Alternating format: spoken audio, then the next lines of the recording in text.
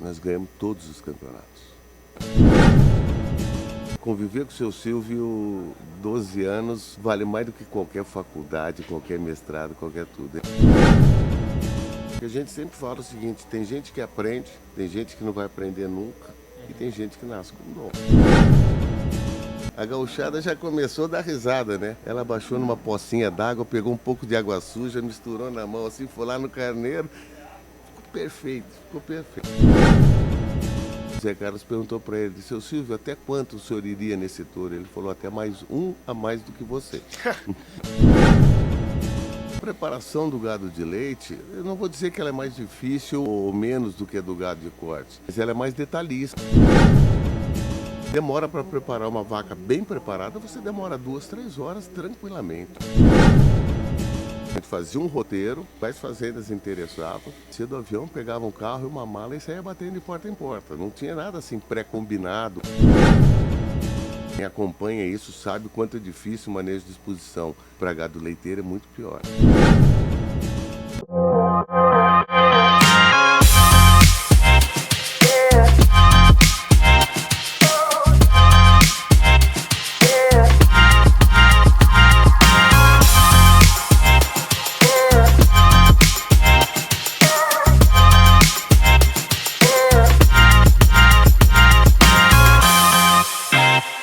Bom dia, boa tarde, boa noite, meu amigo pecuarista.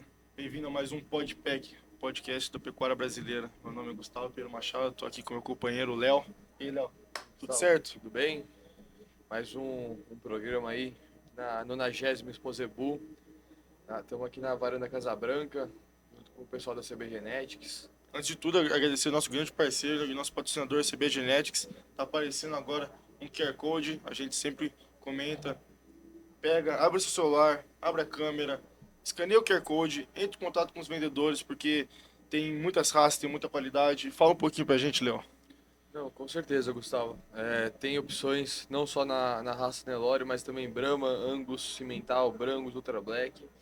E vai ser interessante a conversa hoje, Gustavo, porque a pessoa que a gente está recebendo hoje foi uma das pessoas que participou da fundação da CB Genetics, né? E até falar um pouco, porque o pessoal fala, beleza, mas qual tipo de genética é essa? No Angus, a genética americana, a genética argentina. Então, a CB Genética sempre fez um trabalho muito importante de buscar as principais genéticas fora do país e trazer, concentrar, melhorar, adaptar para o Brasil. Então, entre em contato, cheque. E a gente do Podpack, a gente tem uma condição especial, né? Quem chegar pelo Podpack tem 10% de desconto em qualquer compra, qualquer pacote de semi-fechado dentro da CB Genetics. Então não perde tempo. E vamos para a vinheta.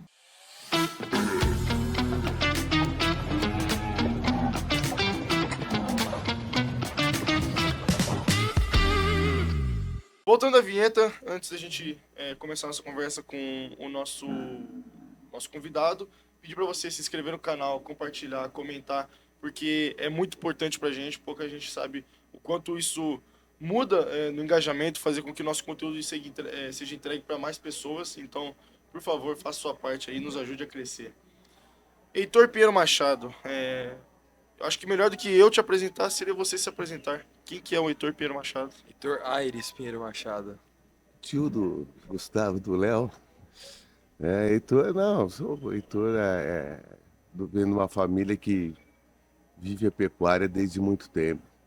Né? O meu avô, Heitor, já começou, né, no Rio Grande do Sul, com a pecuária, passou para o meu pai. Meu pai se transferiu para São Paulo e logo depois que ele se transferiu, ele já adquiriu uma propriedade em São Paulo, a Estância Nova Querência. E dali para frente a família inteira está engajada. Já estamos aí na quinta geração de pessoas ligadas à pecuária. Já queria também emendar, Heitor, no começo, um pouco da sua infância, um pouco desse contato com a pecuária, quão cedo foi isso e como é que teve esse contato? A gente sempre gosta de começar do começo da história da pessoa aqui. Muito cedo, muito cedo. Meu pai era funcionário da Secretaria da Agricultura do Rio Grande do Sul e a exposição, que era equivalente à esteio hoje, ela era feita no Parque do Menino Deus, em Porto Alegre. E como meu pai, como funcionário da secretaria, quem comandava a exposição era não me lembro como é que era bem chamado, era o comissário da exposição. O meu pai era o comissário da exposição, que seria, vamos dizer, equivalente ao presidente da exposição. Então, o primeiro relato que eu tenho dentro de uma exposição, eu tinha 2 anos de idade. Provavelmente eu devo ter ido antes no berço, mas a foto documentada, eu tinha 2 anos de idade, foi a primeira vez que eu participei de uma exposição. E acho que de lá para cá nunca falhou um ano que eu não tivesse dentro de um parque de exposição, seja levando os animais, seja como gerente de fazenda, como assessoria pecuária. A minha vida inteira foi acompanhando exposições e leilões, né? Qual que foi a primeira raça que se adentrou, a primeira raça de criação, o primeiro contato que teve com a pecuária foi com qual raça? O meu avô começou a criação de gado Jersey, né, na Estância Zuleika, que chamava no Rio Grande do Sul. E ele deixou, o meu avô faleceu cedo, né? E o meu pai continuou essa criação dele e quando veio para São Paulo trouxe esse rebanho de gado Jersey lá de São, de- do Rio Grande do Sul para São Paulo. Mas o meu avô já naquela época já tinha animais importados dentro da criação dele. Então a nossa criação sempre foi muito focada em excelência, em qualidade de animais, né? E depois disso vieram a fase mais nova, onde apareceram os rankings, ganhamos sucessivos rankings, né, dentro da raça Jersey. E como que foi essa vinda da família como um todo do Rio Grande do Sul para São Paulo? Nessa época, o Rio Grande do Sul passava por uns problemas muito sérios. Meu pai, como funcionário público, eu lembro, eu era pequeno e se escutava, coisa que a gente não via, a dificuldade de receber, de ganhos. E ele fazia uma importação de gado do Uruguai para uma família de São Paulo que era chamado Dr. Jamil Nicolau Aum, uma fazenda no Vale do Paraíba, em Guaratinguetá. E ele importou muitos animais para esse Dr. Jamil. E eles eram donos de uma fábrica de papel. E a fábrica de papel recebeu como dívida uma terra fantástica em Avaré. E ele convidou meu pai para vir montar essa fazenda e abrir, que hoje é a Fazenda Grama Roxa, que é uma das fazendas mais lindas que eu conheço. Uma fazenda na beira da represa em Avaré, que hoje ela tem 34 quilômetros de beira de represa lá em Avaré. Nós chegamos ali, ela não tinha, ela era uma fazenda pequena, ela tinha 317 alqueires, se não me engano, não tinha mais que 20 abertos. E então nós viemos por um período, moramos na fazenda, acho que por volta de um ano e pouco, até estabelecer na cidade, comprar casa, reformar tudo. Mas foi uma mudança drástica. Eu tinha 9 anos de idade. Moramos na fazenda e acompanhamos. Hoje essa fazenda tem, eu acho que se não me engano, 1.100 alqueires de terra, ali E, na beira da represa. e desde pequeno, lá você já tinha. Quanto que é o contato com a pecuária em si? Porque tem toda aquela parte de montar a fazenda, estruturar, mas qual que foi a criação, qual raça que era na época dentro da grama Então, roxa? quando meu pai veio do Rio Grande do Sul, a Grama Roxa já começou com um projeto de Nelore. E ovinos.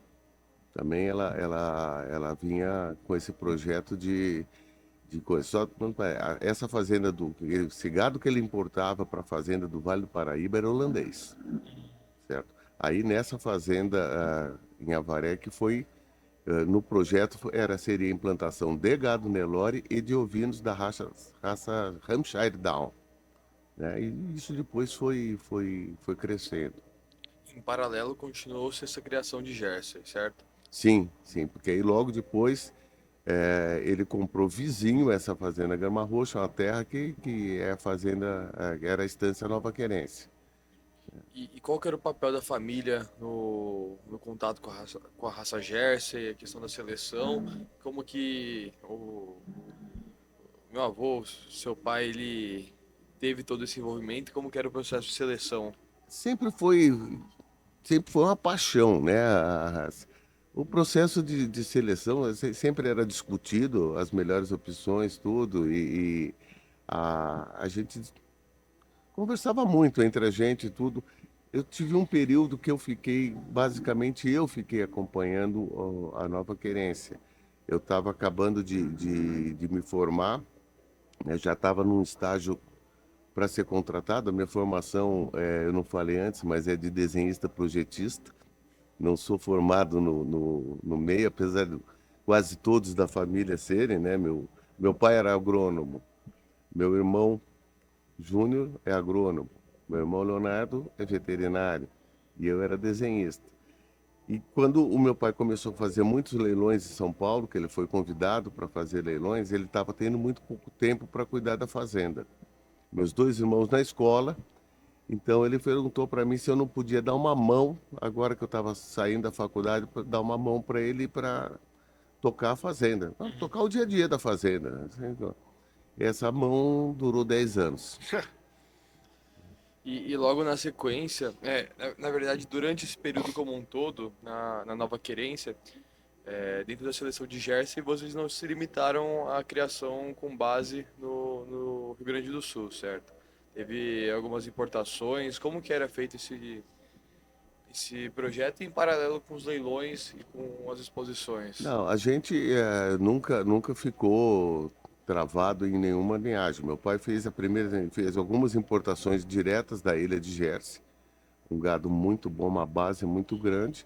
E a hora que a gente precisou aumentar o lado de produtividade desse gado e coisa, aí nós fomos buscar genética nos Estados Unidos. Fizemos várias importações. Eu não sei te falar de cabeça quanto, mas eu acredito que foram mais de 20 importações de gado.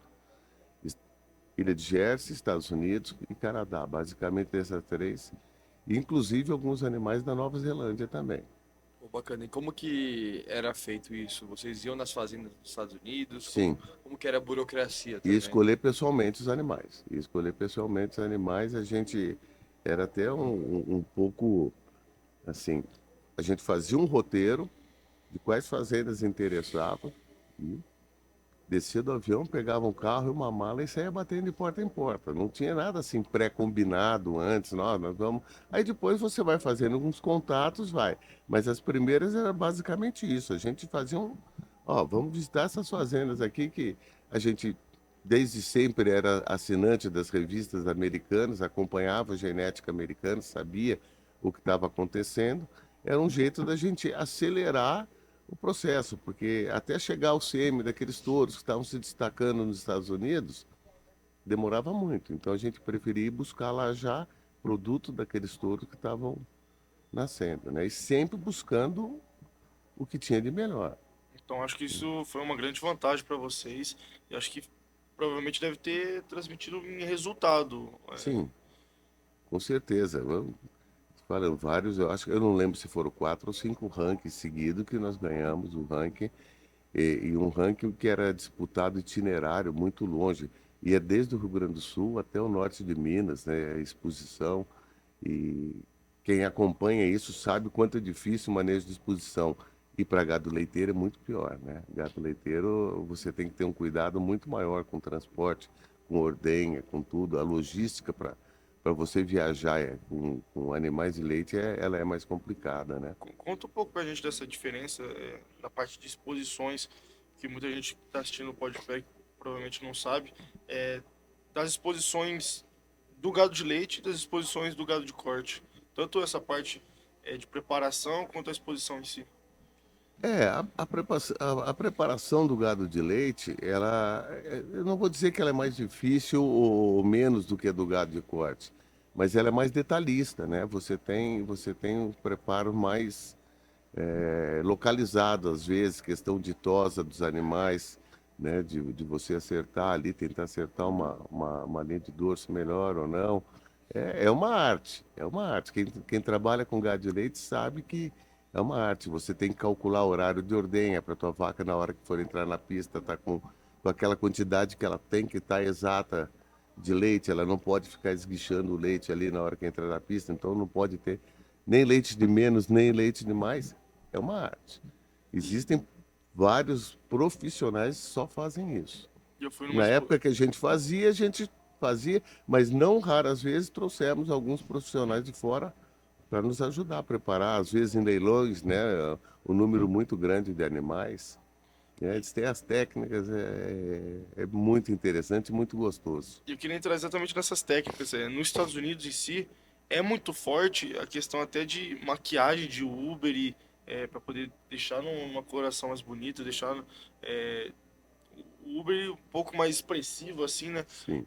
Conta um pouco dessas técnicas, assim. Isso é feito com tosadeira, com você cortar um pouco mais o pelo ali naquele lugar, você deixar um pouco mais de pelo para evidenciar mais uma veia de ubre, você passar um óleo ali para destacar isso aí.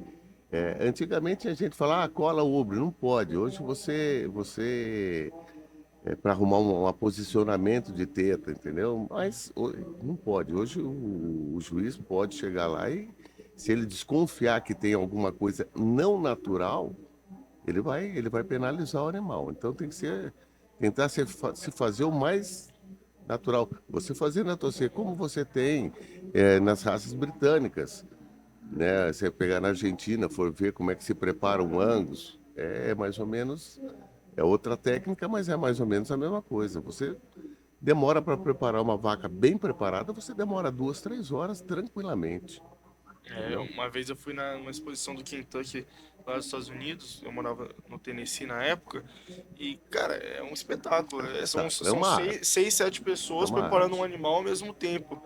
Um puxando, o outro passando a cola, o outro fazendo o rabo. Pra quem não É. teve essa oportunidade, é que aqui no Brasil, por conta do clima e tudo mais, a gente acaba não vendo isso, né?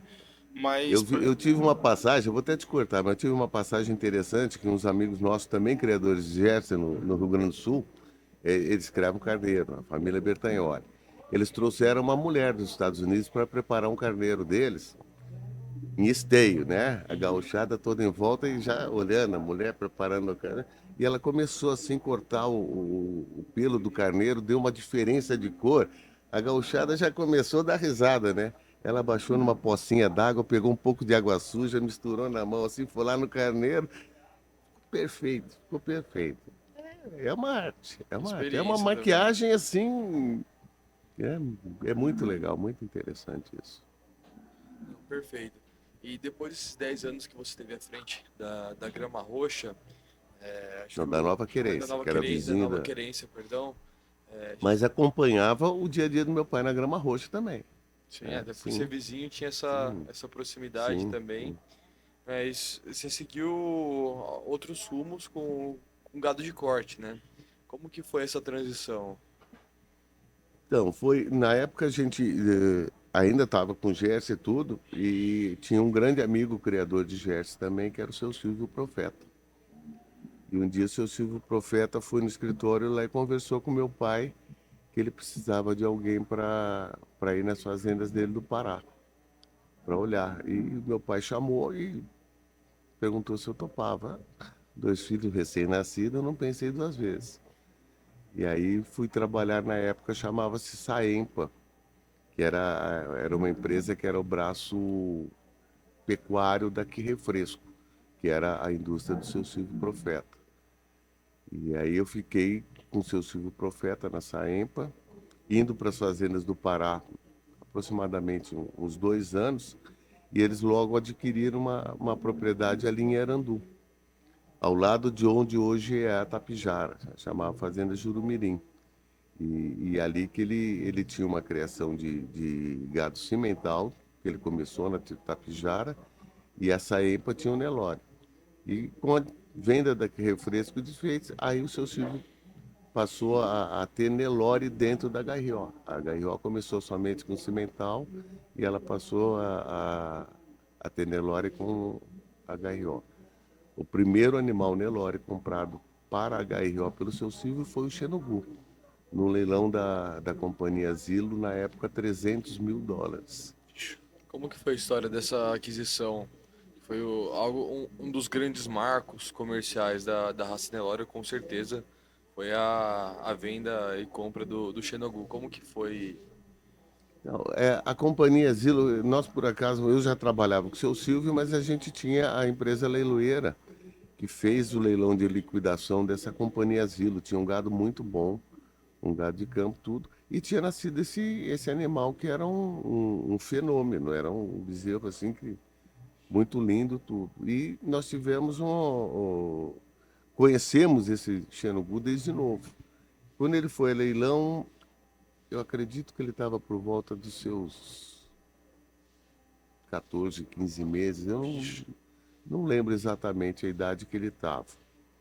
E, e o gozado, que quem queria muito comprar o Xenobu também era o seu Torres. O seu Torres gostava muito do Enugu, que era o pai do Xenobu, e ele queria comprar o bezerro para promover o Enugu. Né? Conversando com o Fernando Barros, o César, foi o primeiro leilão que o César participou dentro da história da VR dele, né? Foi nesse leilão onde foi vendido o Xenogu. E foi uma disputa grande na época, coisa muito grande. E eu lembro muito bem que o Zé Carlos, né, aí parou e o seu Silvio comprou. E o Zé Carlos perguntou para ele, seu Silvio, até quanto o senhor iria nesse touro? Ele falou, até mais um a mais do que você. E, E foi, na época foi, deu um retorno de mídia extraordinário. A gente, seu Silvio na época mandou fazer uma mensuração de retorno de mídia, era uma coisa assim, foi notícia em Fantástico, Jornal Nacional, foi uma repercussão muito grande. Então, o Xenogu foi a primeira compra Nelore para a HRO. Como que foi o papel reprodutivo dele na Foi um HRO? touro que ele teve um problema na época de coleta, ele teve um problema de articulação, coletou muito pouco sêmen, então foi um touro que deixou muito pouca filha, não deixou muito não. Ele acabou não sendo um touro muito expressivo dentro do mercado por uma série de problemas. Heitor, eu queria voltar um pouco nessa história. Quando você falou que você entrou na Saimpa e depois, né, fazendo parte da HRO, qual que era a sua principal função dentro da Saimpa? Não, quando eu fui para as fazendas do Pará, era geralmente para gerenciar mesmo o rebanho. Então, a Saempa tinha um rebanho comercial muito grande, de vacas comerciais, e o rebanho puro. Entendeu? Era para ser o olho do dono lá no Pará. Então, a gente, todo aquele manejo, acompanhamento, uma fazenda normal. E eu ficava 15 dias lá e depois voltava, ficava 15 dias aqui em São Paulo. Era mais ou menos um acompanhamento diário. Depois teve uma época que aí já junto com o seu Silvio também, o seu Silvio ele teve muito gado de parceria, gado comercial de parceria no Pará. E aí a gente tinha já um veterinário lá que acompanhava no dia a dia essas parcerias e volta e meia eu ia fazer uma auditoria, alguma coisa desse tipo também. Mas aí eu já não ia, já não tinha mais a fazenda lá, eram já animais de parceria com várias fazendas, mais na região de Redenção e Marabá ali. E você estava vindo da Nova Querência, onde estava com o gado Gerson, o gado leiteiro, e depois fazendo essa transição para o gado de corte. Fala um pouco das diferenças no questão de manejo, questão de se É, adaptar, e como é que foi para você A isso? seleção apesar avaliada. da gente ter a origem no leite, a coisa no leite, quando meu pai foi montar o projeto de Nelore para Grama Roxa, a gente acabou acompanhando também. Também era uma coisa assim. O manejo não muda muito. Você manejo de gado a campo é muito diferente o gado de leite do gado de corte, não tenha dúvida. É um gado muito mais extensivo, e principalmente naquela época, as fazendas maiores, o gado mais extensivo, mas já existiam os animais de pista, já existiam as cocheiras, né? Então se aprimorou, mas não mudou tanto. A diferença do gado de leite é que o gado de leite você não mantém ele estabulado. Mesmo para ir para uma exposição. Por quê? Porque você tosquia na véspera, você prepara ele na véspera. Você prepara a parte de alimentação, de Uhum. tudo. Eu tenho um preparo Mas final. o acabamento final é feito dias antes da exposição e o final finaliza horas antes dela entrar na pista. Né? Diferente já do gado de corte que você tem que vir preparando, vendo, questão de excesso de gordura, tudo. Você Pelo tem que, também. pelo, você tem que ter um cuidado, mas você não tosquia, né? Então, estão falando praticamente de zebu, né? Porque no caso do Angus é diferente. Falando sobre Você tem um detalhezinho para eu comentar, por exemplo, às vezes eles querem acertar aquela linha de dorso de um animal, né? E não tem pelo ali. Estamos numa época de muito calor, assim, tem gente que fica passando gelo para fazer aquele pelo crescer, para ter pelo para. É muito detalhe. Muito detalhe. É Falando muito detalhe. sobre a HRO, o início do processo de criação no Nelore, como que foi esse início que você teve junto com o seu Silvio? Quais as famílias que vocês foram atrás? Qual que era o direcionamento efetivamente para isso? A base do gado que veio do Pará, que essa EMPA trouxe, que foram algumas vacas para o seu Silvio, a base era VR.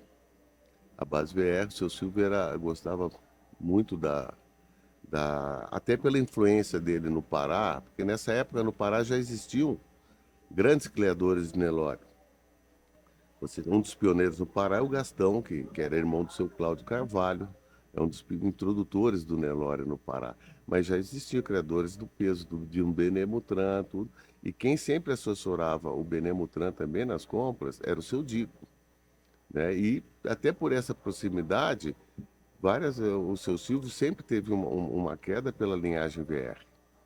Sempre teve uma queda pela linhagem VR. Então, ele gostava muito disso aí. E ele ficou com poucas vacas. Logo depois, ele comprou um rebanho. Nós compramos um rebanho para ele muito bom, que era da dona Elizabeth Fontoura, que era dona dos biotônicos Fontoura. Ela criava ali perto de Bauru e, por uma questão, resolveu vender. Ela tinha comprado vários animais premiados aqui em Uberaba. Uma delas, um destaque dela, chamava Corvina da Terra Boa. Uma vaca que foi grande campeã aqui em Uberaba, foi recordista do Noites Campeões. Então, foi agregando sempre esse tipo. Porque o seu Silvio quis fazer uma coisa meio rápida, né? Então, ele comprou esse plantel já. Ele montou esse plantel HRO e coisa. Agora, o seu Silvio era uma pessoa que disputava as boas vacas de todos os leilões. Não podia até não comprar tudo, mas ele estava sempre na briga. Né? Comprou muitos animais no Noites Campeões, no Elo de Raça, a Faveira da Mata Velha, uma vaca que foi recordista também. Então, vários animais assim de. E o seu Silvio é uma pessoa histórica, muito marcante dentro da raça Nelore. Tem uma história de bastidor ou alguma informação assim que a gente talvez possa ter passado batido que a gente não sabe, ou que pouca gente sabe que te deixou marcado? Ah, muita coisa. Eu convivi com o seu Silvio muito tempo. O seu Silvio é o meu segundo pai.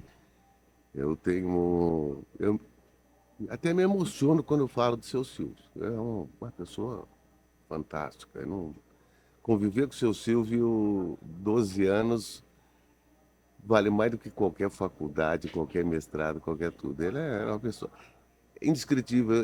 É difícil você falar uma coisa assim que o seu Silvio que tenha marcado. Foi tantas coisas que é impossível. O fato do Chernobyl foi uma coisa muito que repercutiu muito. Ele mudou muito, vamos dizer, mudou até o respeito das pessoas com o seu Silvio depois daquele fato, né? Então ele era.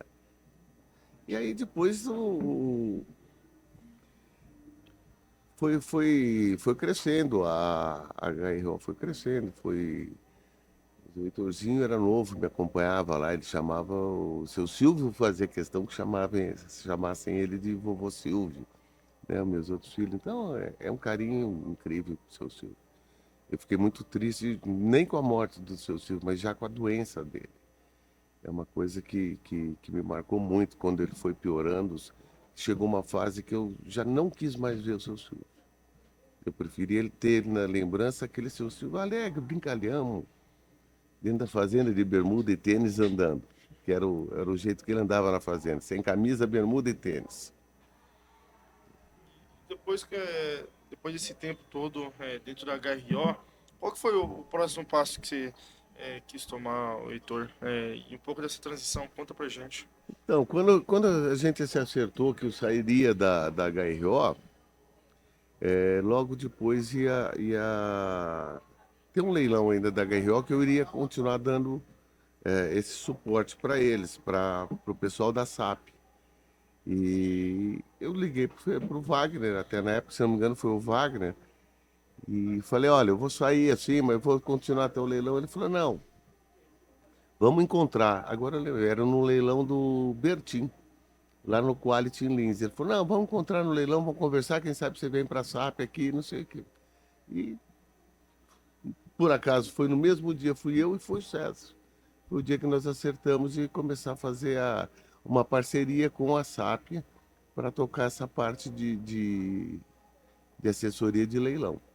Agora, agora fazendo uma outra transição, uma outra parte muito importante da sua trajetória, eu acho que foi o tempo na Casa Branca, né? Foram, acho que o quê? 6, 7 anos Isso, de 6 para 7 anos na Casa Branca.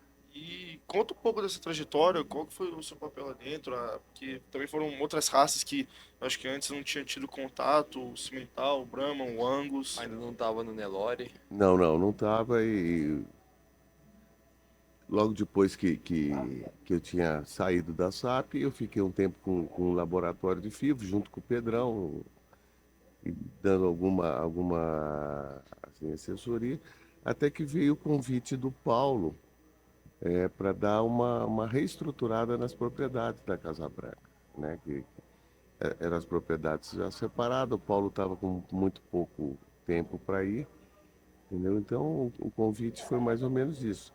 E a gente tinha, na época, ele tinha, já tinha o Cimental, o Angus, o Brahma, tinha alguma coisa que tinha sido feita de Simangos, né, no cruzamento coisa. E era completamente diferente, porque você tem raças diferentes com manejos diferentes. Entendeu? Então foi isso aí, mais ou menos dar uma reestruturada no grupo de fazendas, né, para a gente relocar animais, achando numa fazenda que achava melhor, e ao mesmo tempo começar a reestruturar a parte de estrutura mesmo, a questão das cocheiras. Era muito pequenas as cocheiras que tinham ali, era na Fazenda Santa Helena, né? Nós levamos para o Paulo a proposta de fazer as cocheiras lá na Santa Esther e começar a desenvolver o recinto de leilão, né? De fazer o leilão na fazenda. Foi muito bom. Era um desafio grande, porque eram bastante fazendas, apesar de próximas, né? Uma certa distância entre elas Tiveram aquisições de fazendas durante esse período também, né? teve uma aquisição, porque o Paulo tinha até no Aras, uma fazenda pequena lá em Fama, e onde nós fizemos uma permuta dela, de um outro imóvel na Fazenda São João, que eu gosto muito da Fazenda São João, acho uma fazenda muito boa. Eu acho uma das boas fazendas dentro do grupo da Casa Branca, e até depois agora houveram novas aquisições para unir, né, a São João, deixar ela mais próxima da Santa Helena. Mas foi muito bom esse tempo que eu tive lá. Esse convívio com uma outra, com o Cimental eu já tinha tido a experiência, com Angus eu não tinha, né? É uma experiência também diferente. Com o Brahma eu não tinha um contato grande, mas eu tinha um contato porque eu estava junto com o Paulo nos Estados Unidos quando ele comprou os embriões Brahma. Teu pai, eu, Paulo, Deragon e Paulinho. O Paulo ia voltar um pouco antes, ficou eu, o Leonardo e o Deragon lá para finalizar a compra dos embriões Lá no do Brahma, Hudgens, né? no Randix. Como que foi a sua experiência de visitar as fazendas lá nos Estados Unidos, não só o Hudgens, mas também as fazendas de Jersey? Qual que é a principal diferença que você sentiu em relação às fazendas do Brasil? Participação do proprietário na maioria das fazendas, não que você não tenha fazendas de grandes grupos, tem, mas a maioria da fazenda no gado de leite é uma estrutura muito familiar. Pelo menos era, vamos dizer, nessa época eu ia. E era mais ou menos certo assim, era a mãe cuidar do documento e do dinheiro. O pai cuidava normalmente da ordenha da manhã, da madrugada, e os filhos cuidavam da ordenha da tarde. É mais ou menos assim, quase todas as famílias que a gente ia, fazendas que a gente ia. Raras famílias que você chega de gado leiteiro que existia um funcionário fora da família. É muito difícil. Né? No gado, no Ruddings, apesar de ser um grupo muito grande também, os donos estão lá dentro o tempo inteiro, né? Essa participação mais direta do dono eu acho que é a grande diferença. Agora eu queria falar um pouco também do nosso patrocinador, CB Genetics, que é um grande parceiro nosso e que você teve parte e até hoje convive de certa forma. Conta um pouco pra gente da importância, do impacto que teve a CB Genetics. E o que Eu que acho que, embasou? vamos dizer, falar da CBG, né? O avanço das tecnologias é uma coisa que influenciou muito, né, na pecuária. Então, eu participei na Estância Nova Querência, nós fizemos a nossa primeira transferência de embrião em 1986. A transferência de embrião era feita cirúrgica. Você implantava o embrião cirurgicamente, receptora por receptora. Então, eu posso dizer que eu acompanhei toda Revolução. essa evolução de tecnologia. Você saindo do cirúrgico para você fazer uma transferência não cirúrgica, para você indo para o embrião de transferência direta, DT, e indo terminar na FIV. Então, isso foi uma ferramenta, voltando, a gente então sempre usou o que tivesse melhor de tecnologia, desde lá do GERS, lá no Rio Grande do Sul, lá naquele tempo atrás, já se inseminava. Né? E toda vez que apareceu a nova tecnologia, tanto com meu pai, como com o seu Silvio, como na Casa Branca, sempre a busca do que tem de mais moderno de tecnologia. E aí dentro da Casa Branca veio a ideia do CB Genético, de disseminar essa genética. Foi uma parceria, né, na época comandada pelo Fernando, pelo Heitorzinho, tudo. E eu sempre tive a certeza que o negócio ia ser muito promissor, ia ser muito bom, porque você está com um foco direcionado no produtor, de tentar uma direta de produtor para produtor, né? Sem absolutamente nada contra as centrais, mas você tem um relacionamento mais próximo com o teu Mais cliente, direto. o produtor, né? Você não é uma multinacional que está... Você tem um relacionamento direto de produtor para produtor na CB Genética. E você mencionou também o Heitorzinho fazendo parte desse projeto. Conta um pouco de certa forma, de forma breve, um pouco dessa transição dos seus conhecimentos e a evolução também do Heitorzinho na pecuária, assim. Turzinho, ele me acompanhava quando novinho, na, lá na HRO, menino ainda, criança, tudo. Mas ele sempre gostou muito de gado e a gente, desde cedo, percebia que ele tinha muita noção do que era o gado bom do que era o gado ruim. Novo mesmo, muito pequenininho. Trajetória de acompanhamento do Heitorzinho, essa época eu viajava muito, época da SAP, eu quase não estava em casa. No fim, o Heitorzinho andou muito mais com teu pai do que comigo, né? Indo na Casa Branca já novo, acompanhando exposições e todas, não sei o quê. Então, acho que tem um pouco, ele conviveu tempo relativo com meu pai, né? Apesar de ser novo, depois comigo também. Mas, e aí acompanhou basicamente o teu pai também dentro desse projeto da Casa Branca, né? Era Principalmente no cimental, né? principalmente no cimental. Principalmente no cimental. Entendeu? Então, mas isso a gente já percebia desde novo que ele tinha esse dom, né? Porque a gente sempre fala o seguinte, tem gente que aprende, tem gente que não vai aprender nunca, e tem gente que nasce com dom. Então, a gente nasceu com dom. Não tem a menor dúvida. Então não é nenhuma surpresa, e hoje ele está onde está, como uma das principais, se não a principal assessoria do Brasil, descobrindo vacas de milhões. Isso é motivo de muito orgulho, né? Você tem. Isso é genética, né? O É, filho tem que ser melhor que o pai. A fruta Né? não cai longe do pé, né? Então, é lógico que a gente fica muito orgulhoso disso e muito contente de estar podendo acompanhar esse projeto, outro projeto deles também, da Pódio, né? Eu estou de perto lá. Então, Acho que agora, apesar de essa loucura deles, viajam o tempo inteiro, tudo, a gente acaba tendo muito pouco contato ainda pessoalmente lá, né? Mas é muito gostoso. E, emendando nesse assunto, você poderia comentar um pouco mais o que é o projeto da Podium?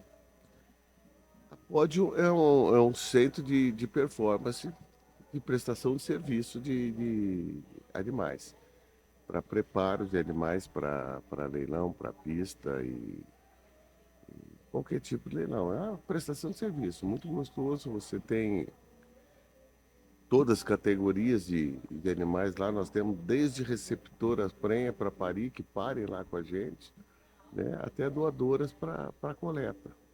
Então é um leque muito grande de serviço que a gente tem lá dentro. Então, nesse meio, onde tem muito investidor, onde muitas vezes a pessoa compra a parceria de alguma vaca e muitas vezes não tem essa estrutura principalmente de pista, assim, de preparo do gado, eu acho que a Podium chega para poder suprir esse. Sim, o pensamento é justamente esse. Como você já tem no cavalo os centros de treinamento, Uhum. você montar uma estrutura de pessoas de preparar animal, de coisa, é uma estrutura que, para um criador pequeno, ela é muito cara de ser implantada.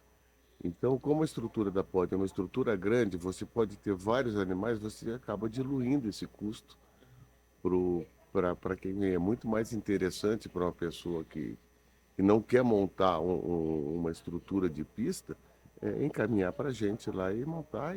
E aí ter assessoria, inclusive deles, de orientar, falar, olha, esse animal aqui compensa, você vai para a pista. Não, esse animal aqui não adianta você querer forçar, porque ele não vai andar bem.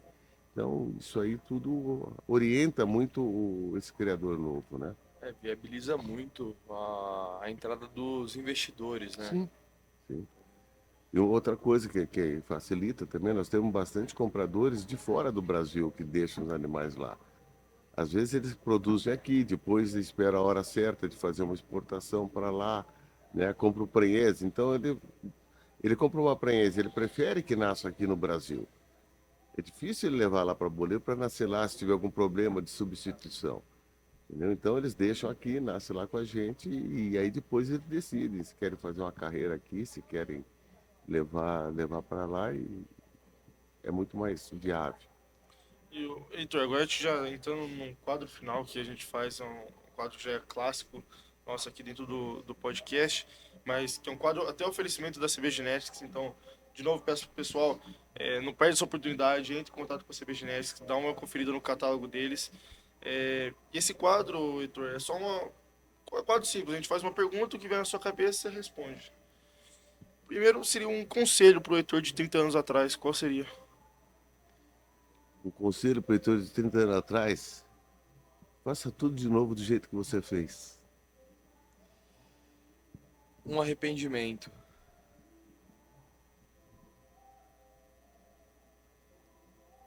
Não poder ficar mais com meus filhos. Essa vida, acho que tanto eu quanto o Gustavo, a gente vivenciou um pouco disso, de ter o pai tá sempre viajando nesse mundo louco de leilões. Sim. Mas tem os prós e contras, mas Eu isso tive uma passagem interessante. Um dia eu estava. Nós tínhamos. Nós tínhamos matado um garrote para fazer churrasco, carne e tudo. Eu estava em casa, na minha casa, e limpando carne, fazendo carne. A minha filha Luísa chegou de São Paulo. Ué, ela sentou do meu lado, eu comecei a chorar. É uma mulher e eu não vi ela crescer.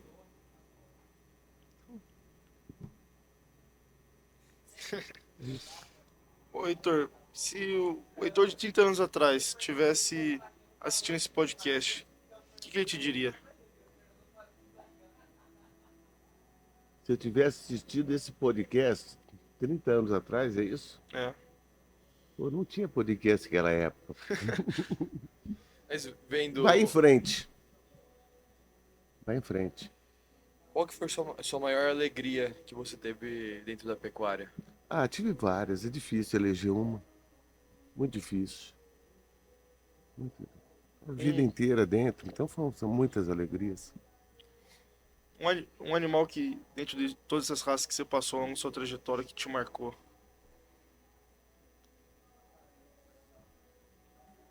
O Xenogu foi um fato marcante, não tenha dúvida, foi muito marcante. Mas vou falar de uma vaca. Aquela que eu falei que foi a grande campeã, a vaca fantástica, a Flora.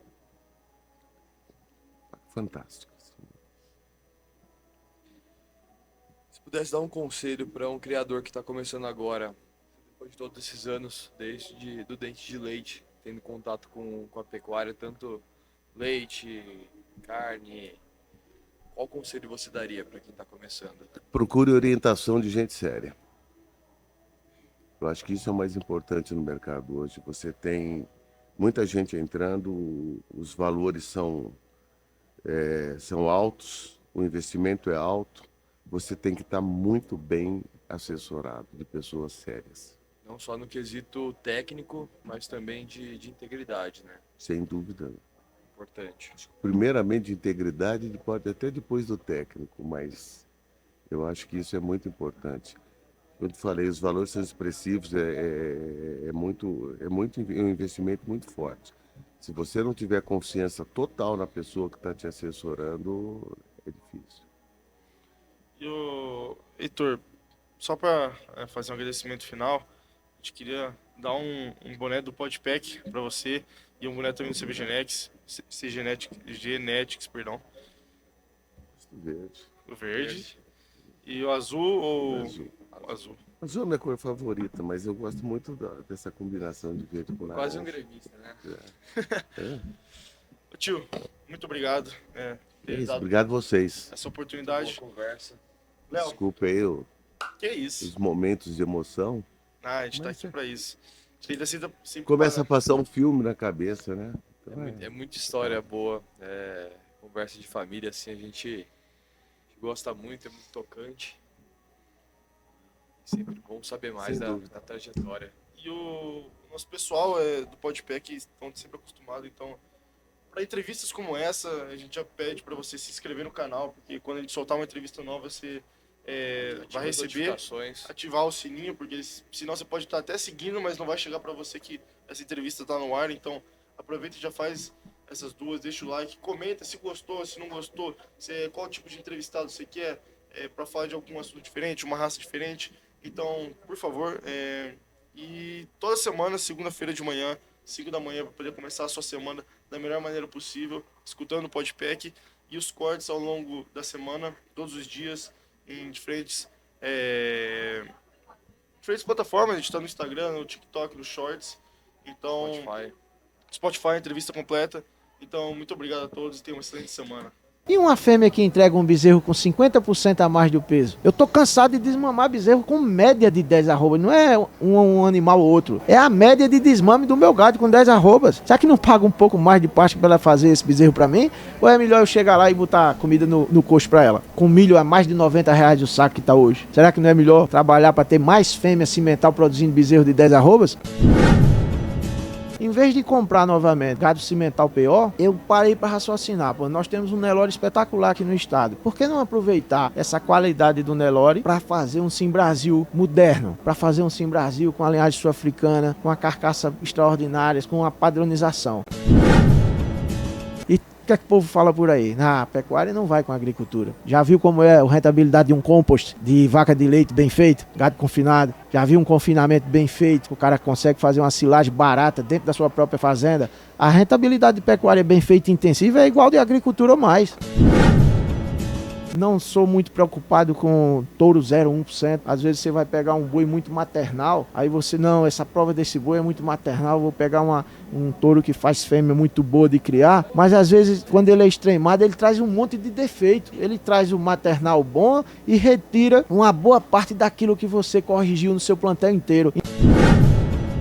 Eu não acredito num animal mais lucrativo do que o meu sangue cimental. Eu faço recria e engorda mais do gado que nasce na minha fazenda, esses bezerros de 10 arrobas. Eu já ganho muito tempo com eles. E eles, quando vão pro abate, eu tô conseguindo médias, assim, gerais. Os lotes praticamente todos de gado que eu mando pro abate das F1 é com peso de mais de 700 gramas por dia, desde o nascimento ao abate, sem colocar a ração no coxo. O que eu passei aqui para vocês hoje é um resultado de campo que eu tenho na minha fazenda. Foi através disso que eu fui para a raça. Foi uma bezerrada que eu comprei que me deu resultado. Todo produtor quer ter mais lucro. A gente vive de pecuária. Eu não tenho hobby na pecuária, não. É a minha fonte de renda. Eu não tenho outra renda a não ser de pecuária. Então, assim, eu tenho que procurar mais rentabilidade. Se eu estivesse assistindo esse podcast, vendo os resultados que eu passei aqui hoje, eu amanhã estava querendo saber o número da associação para ver o que é que eu consigo e onde é que tem sêmen, porque eu estava querendo fazer o cruzamento industrial com cimental.